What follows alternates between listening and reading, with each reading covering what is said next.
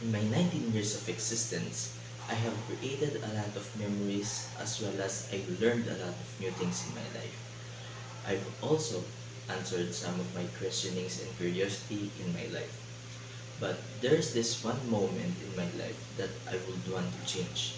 Not because I have hated what I have right now, but because I'm thinking that what if I have chosen the other path?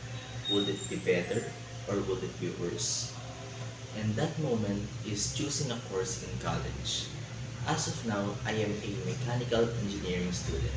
I am very happy and I am very satisfied with what I have. But what if I have chosen medical field? Would it be better or would it be worse? Since I'm a kind of person who is very curious about human anatomy. I love what they are doing and I love what they are trying to learn, like the human body as well as the whole human anatomy.